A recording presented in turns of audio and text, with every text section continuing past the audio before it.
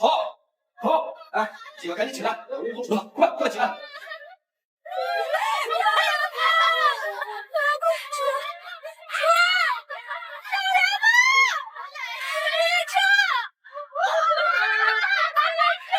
别看了，快回去，快点回去！呀，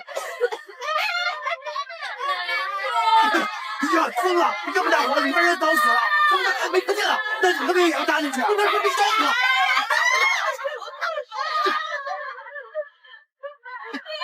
主席，主席！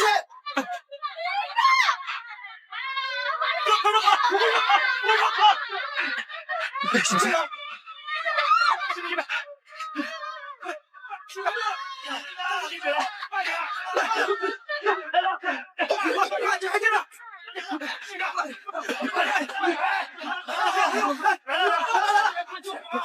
主儿，皇上，皇上，冷宫祭奠，皇上是万金之躯，怎能轻易踏足？还是回去吧。皇上，主儿，主儿，主起，没事吧？林侍卫，谢谢你救了我们。多谢你，林云城。没事就好，你先歇息吧，我就回来了。走。主儿。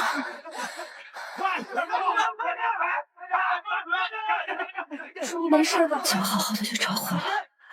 奴婢不知道，奴婢也睡着了。水不够，还要。皇上，您看。皇上，别急了。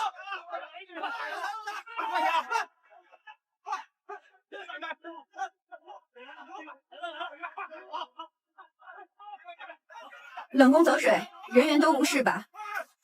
回皇上，皇后娘娘，万幸没有出人命，我们正在极力救火。知道了。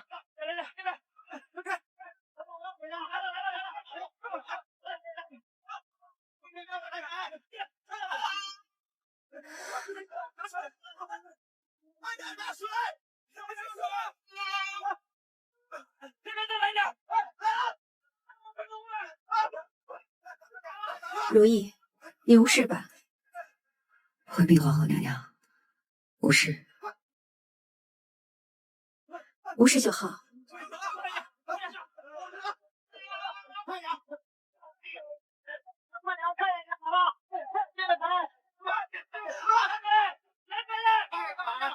走吧。是。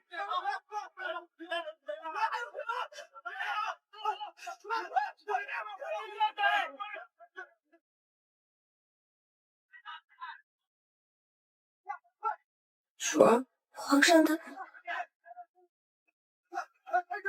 你没吓着吧？主儿好些了吗？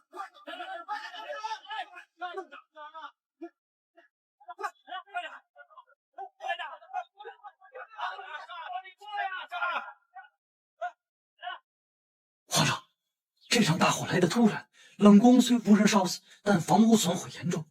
不过稍加修整，应该还是能住人的。冷宫因事，为何骤然失火？这实在是昨夜风大，吹落了烟花所致。冷宫年久失修，房屋腐毁，一朝就收不住了。出去，上！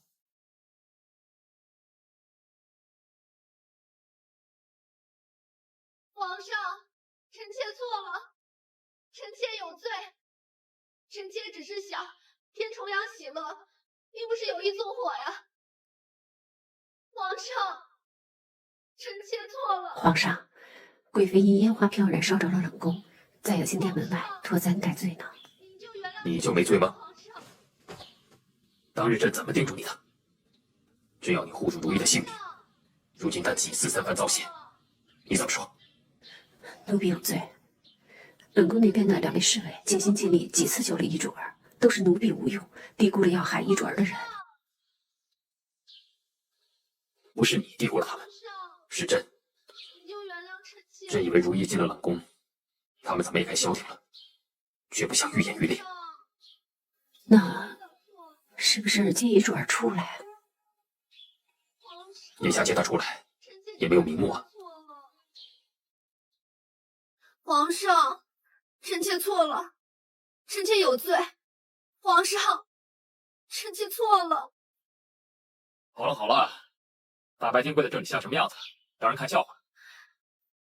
皇上，臣妾知错，你可别不理臣妾啊。起来吧。朕何时说过怪罪您啊？风势所逼，感情何事啊？你真的不怪臣妾？瞧你这可怜巴巴的样子。好了，没事了，你先回去吧，朕得空再去看你。臣妾告退。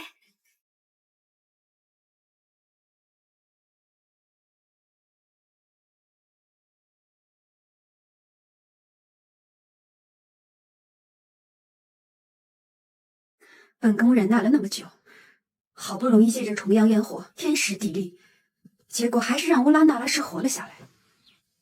也不是一无所获啊。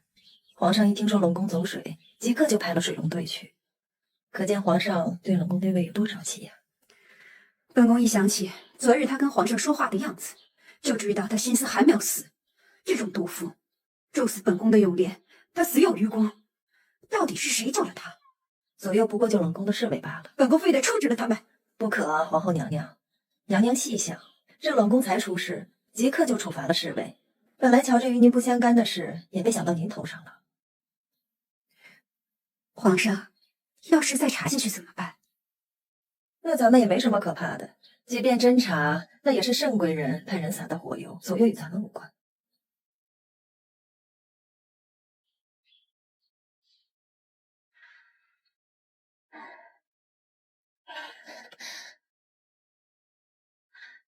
怎么样了，主儿？贵妃娘娘在那哭哭啼啼的，皇上没走过来安慰她呢。皇上真的没有再追查下去？看样子是不会有事情了。我让你去冷宫那儿撒火油的时候，你可有小心？奴婢小心得很。那便好。江太医啊，凌云彻那天冲进来救了我们，他受伤了没有？皇上有没有责骂他？他没事儿，只是被烟呛着。皇上看他救人及时，并未责罚他。那就好。不过昨夜这火烧得有点蹊跷啊。我也觉得奇怪。虽然说昨夜风大，又着了烟火，可为何唯独烧了一主内奸呢？而且火烧得这么快，加上之前发生那些事儿，不让人心里不犯嘀咕啊。肯定是有人故意放火的。幸亏没伤人，要不然这事儿难以掩盖。敢做这种事情的人，一定能掩盖过去的。不过幸亏这次我们又逃过了，福祸相随，姑且看之吧。海兰如何？她吓着了吗？海贵人他吓坏了，幸亏他知道您无事，这才肯安心待在延禧宫里。江太医，你一定要顾好海兰，她本来就瘦，又要养胎，你可一定要让她吃得下东西才好。地主放心，微臣会尽力的。江太医，还有一事相托。地主尽管吩咐。这是皇上的。好。还烦请你带回去还给皇上。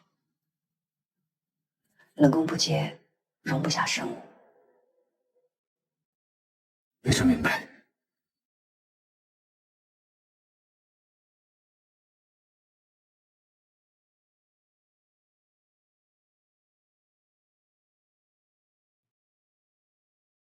回皇上，海贵人胎相尚好，只是母体气虚体弱，本源不顾，连累的胎儿也有些羸弱，需用些开胃健脾、固气培本的药物，母体不得安稳，龙胎才能强健，到贵人落胎的时候也好有力气生产。只见海贵人的肚子是不大，有身孕的期间也是辛苦了，食欲不振，是该好好补补。可有了身孕，能用药吗？微臣一定细细斟酌，应然无碍。皇上，江太医是个细心的人，臣妾信得过。那便好。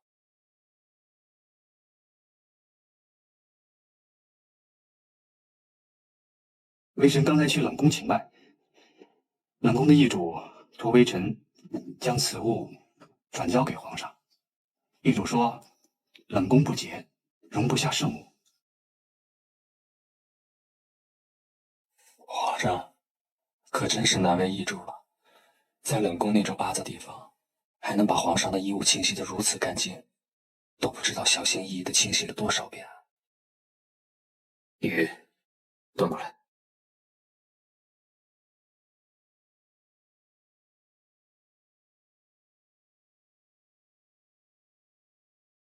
火起那日，朕看他衣衫单薄，特意给他披上，他就这么不愿意留下，还专门叫你送回来。皇上，姐姐是怕见物思人，再者，她一定认为自己是皇上的弃妃，不配拥有皇上的东西。江一斌，海贵人举荐你为他安胎，朕一开始还不大放心，但朕看到你这么细心的伺候如意和海贵人，到后来朕也放心许多了。在微臣眼中，冷宫的易主和御前的海贵人并无分别，都是微臣要尽心尽力、细心照顾的人。好，你歇着吧，朕回养心殿了。臣妾恭送皇上。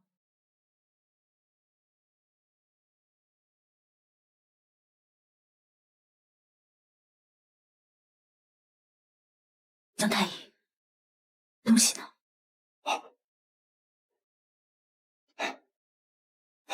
海贵人，千万当心啊，小心分量。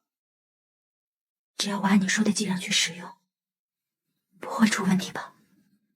要是真有事儿，微臣第一个掉脑袋。您放心，我这还有个方子，到时抓了药给您喝下，可以去毒。那就有劳江太医了。这事儿千万不能让姐姐知道，免得她担忧。海贵人，您的遗嘱还真是情深意重啊。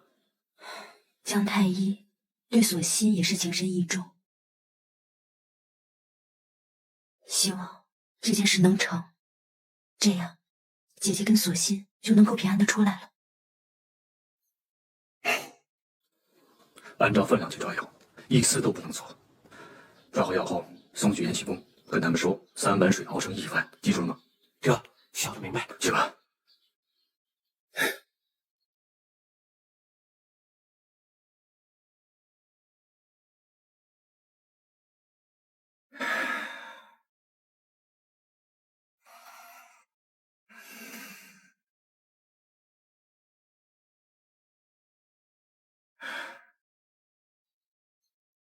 来，永成，给皇额娘笑一个。让他自己身边照顾孩子，自然是养得好。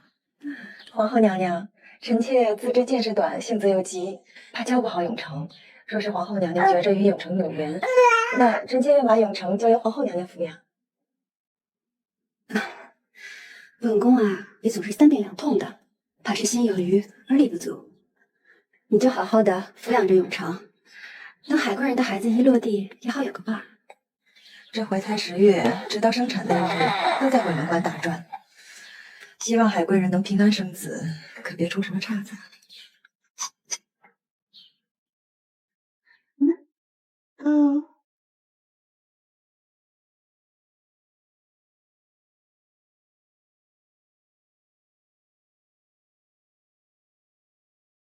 主，一会儿该喝汤药了。叶心啊，快入冬了，你帮我做2件新的棉袄，给姐姐还有索心。另外，封一些银子去乌拉那拉府里，孤儿寡母日子难过。主，您但凡有点银子，都省给了易主的娘家。泽之，小厨房里面还有没有阿胶羹？准备的有，去端1碗来吧。是，主自从喝了姜太医的药啊，胃口好得很呢。主别处的身量虽然没怎么变，可是肚子里的龙胎呀，却长大许多呢。可不是吗？这孩子长得快，衣服感觉又紧了呢。您现在啊，是1人吃2人补，可不能亏了肚子里那位小主子。叶心，我突然想吃银鱼鸡汤面，你去让泽之下了吧。是。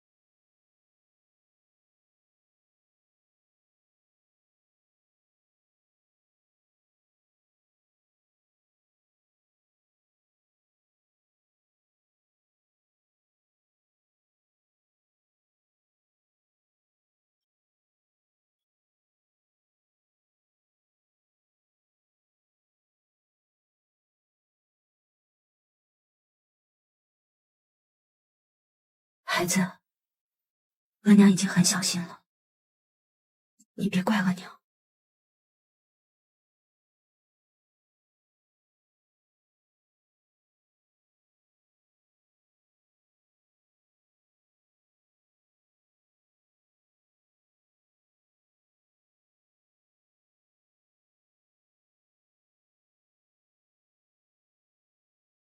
皇上，齐主来了，让他进来。这。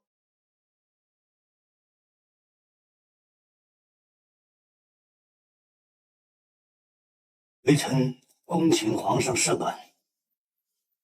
朕今夜翻了舒贵人的绿头牌，舒贵人是太后千挑万选的名门淑女，想来太后也希望她早日为朕带下皇嗣。微臣马上安排一位坐台药，以便让贵人早日遇袭。你明早再给舒贵人去诊脉，看看她的体质如何，适合哪些药材。不怕名贵，只管用。微臣明白，照老规矩办。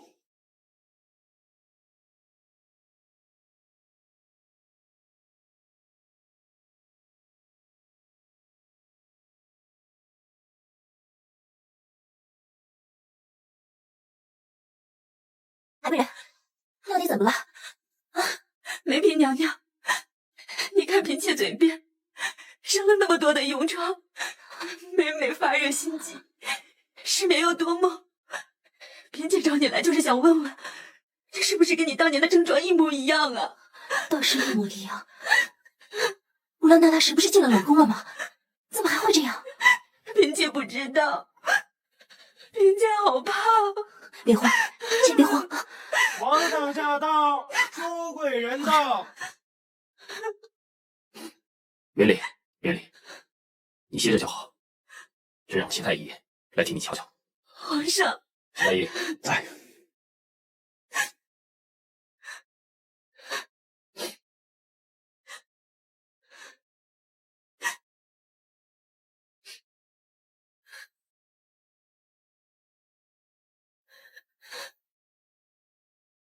禀皇上，从海贵人的脉象来看，微沉缓涩，脉入葱叶，由表而中空，却没有什么大异。是吗？是。皇上，当年太医请脉也看不出什么，只是海贵人这症状与臣妾还有一嫔当年实在是太像了。皇上，微臣检验过海贵人的饮食和所用炭火，发现毒害海贵人的手法与当年毒害宜嫔和梅嫔二为主的如出一辙。万幸的是天刚冷，所用炭火不多，而海贵人又少食鱼虾，所以毒气只入化肤，而未伤及经脉。皇上，若是有误症，倒可以应对海贵人是中了诛杀之毒。皇上，究竟是谁要害我们母子？别怕，朕在这呢。齐如在。龙胎可有大碍？幸亏发现早已，且尚无大碍。自从佳嫔生育了永成之后，朕以为可以一切顺遂，可没想到又发生这等事。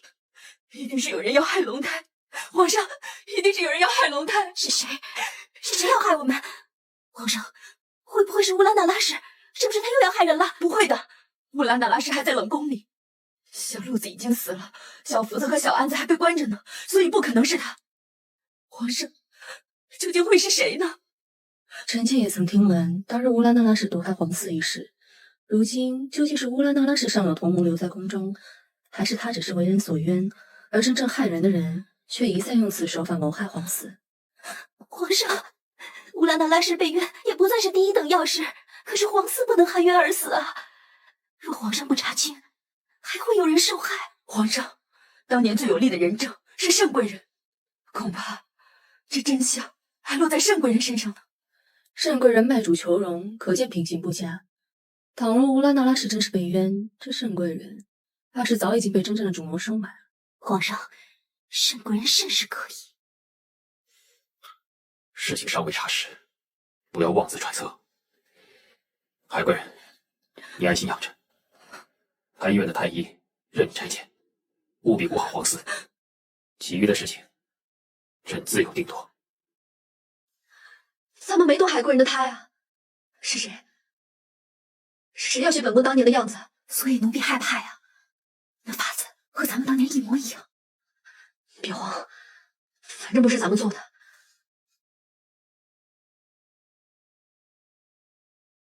是不是阿若那个贱婢？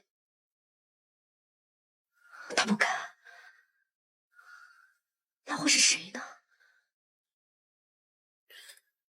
朕的后宫连个孩子都容不下，朕想起来就可怕。幸亏嘉嫔怀4阿哥的时候是住在真相馆。